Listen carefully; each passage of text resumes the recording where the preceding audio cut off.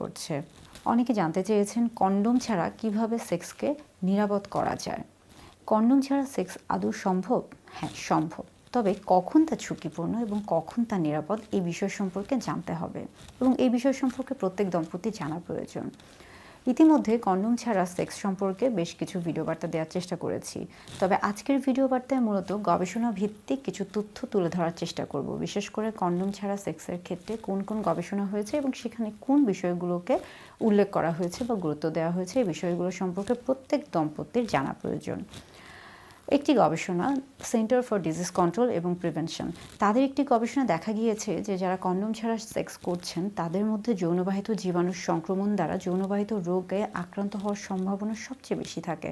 অর্থাৎ যারা কন্ডোম ছাড়া সেক্স করছেন তাদের মধ্যে এক প্রকার ঝুঁকি থাকে বিভিন্ন ধরনের যৌনবাহিত রোগ বা আমরা বলে থাকি এসটিডি অর্থাৎ এসটিআই ছাড়া সেক্সুয়ালি ট্রান্সমিটেড ইনফেকশন দ্বারা তারা মূলত নিরাপদ যৌনবাহিত সম্পর্কে যাচ্ছেন না বা নিরাপদ সেক্স করছেন না, অর্থাৎ তারা কন্ডোম ছাড়াই সেক্স করছেন। আরও সহজভাবে যদি বলে থাকি যে প্রত্যেক বছর অনাকাঙ্ক্ষিত গর্ভধারণ যেখানে হয়ে থাকে সেখানে প্রত্যেক 10 জনের মধ্যে 7 জন শুধুমাত্র কন্ডোম ছাড়া সেক্সের কারণে অনাকাঙ্ক্ষিতভাবে গর্ভধারণ করে ফেলছেন।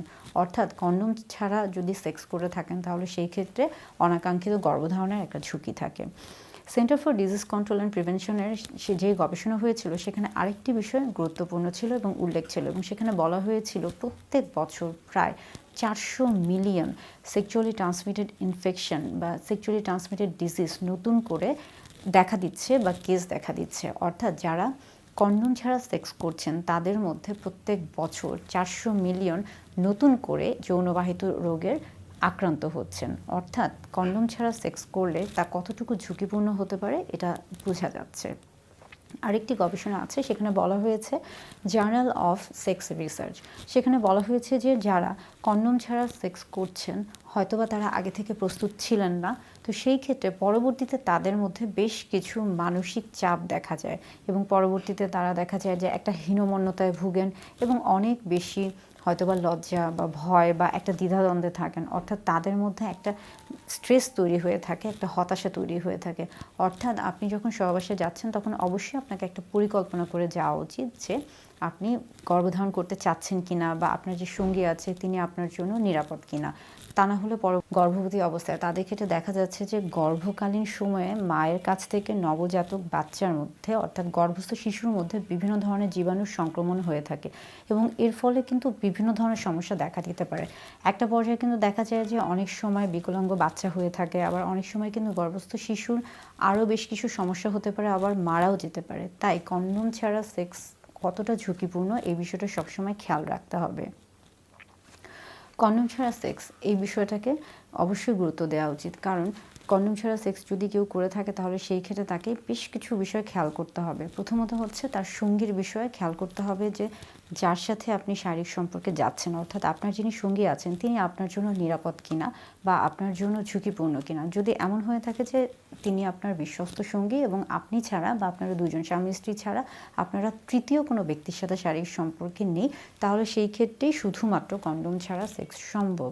এছাড়া যদি কখনো স্বামী বা স্ত্রী ছাড়া অন্য কারোর সাথে শারীরিক সম্পর্কে কেউ যেয়ে থাকে তাহলে সেই ক্ষেত্রে কিন্তু অবশ্যই, বিশেষ করে অনেক সময় আমরা বলে থাকি যে আসলে দাম্পত্য জীবনেও সহবাসের পূর্বে কিছু টেস্ট বা শারীরিক রক্ত পরীক্ষা করা উচিত, তাহলে জানা যায় যে একজন মানুষের শরীরে যৌনবাহিত রোগের জীবাণু আছে কিনা। কারণ তা না হলে কন্ডোম ছাড়া যখন তিনি সহবাসে যাবেন তখন একজন ভালো মানুষের শরীর থেকে অর্থাৎ সুস্থ মানুষের শরীরের ভিতরে অসুস্থ মানুষের শরীরের যে জীবাণুটা রয়েছিল যৌনবাহিত রোগে সেটা কিন্তু চলে আসে, অর্থাৎ ট্রান্সমিশন হয়ে যায়, অর্থাৎ এক জায়গা থেকে আরেক জায়গায় জীবাণুর সংক্রমণ ছড়িয়ে পড়ে। এই জন্য বলা হয়ে থাকে যে সম্পর্ক বা সহবাসের আগে, শারীরিক সম্পর্ক বা সহবাসের আগে অবশ্যই কিছু পরীক্ষা করা উচিত, শারীরিক পরীক্ষা করা উচিত, যাতে বোঝা যায় যে দুইজনই তারা শারীরিকভাবে সুস্থ এবং তাদের মধ্যে কোনো যৌনবাহিত রোগের জীবাণু নেই।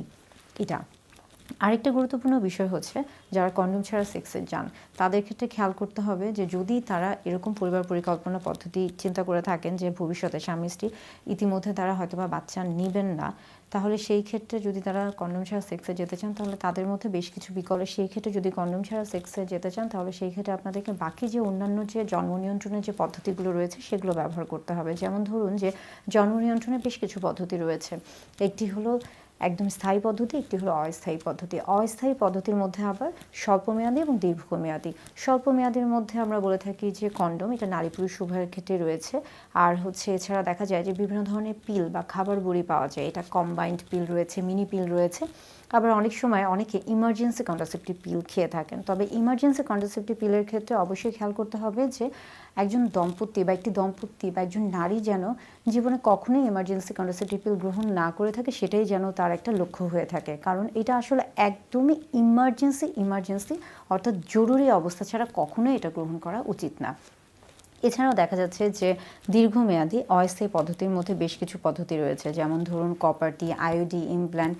এই জন্য আপনাকে আগে চিন্তা করতে হবে যে আপনি যদি কন্ডোম ছাড়া সেক্সের চিন্তা করে থাকেন তাহলে সেই ক্ষেত্রে আপনি কোন পদ্ধতিতে যাবেন বা পরবর্তীতে আপনার পরিকল্পনা কী, এবং সেই পরিকল্পনা অনুযায়ী আপনাকে সহবাসে লিপ্ত হতে হবে।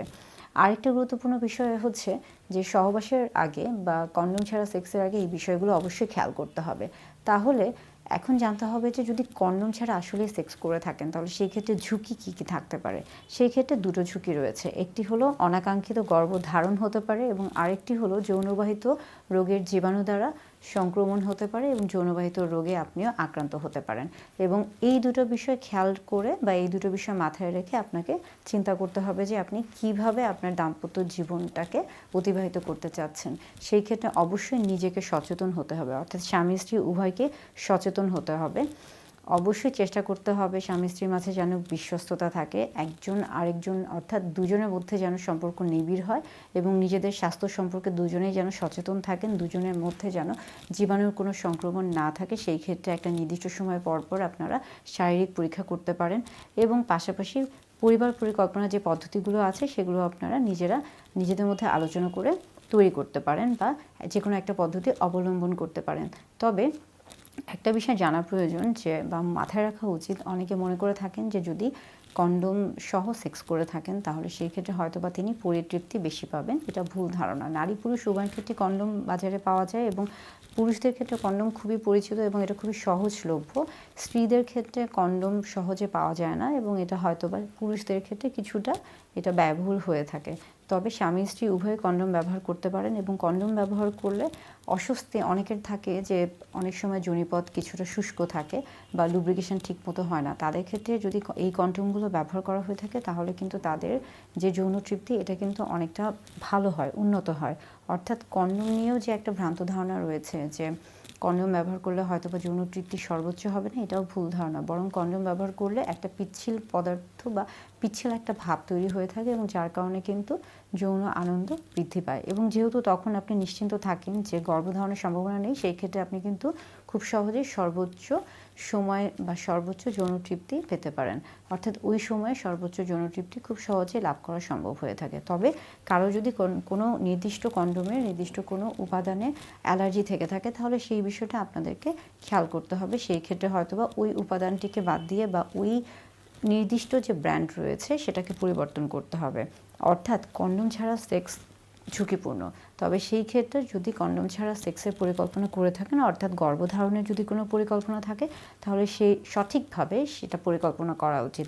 এবং কন্ডোম ছাড়া সেক্সের আগে অবশ্যই যে ঝুঁকিগুলো রয়েছে বা কন্ডোম ছাড়া সেক্সের আগে যে বিষয়গুলো মেনে চলা উচিত সেই প্রত্যেকটা বিষয়কে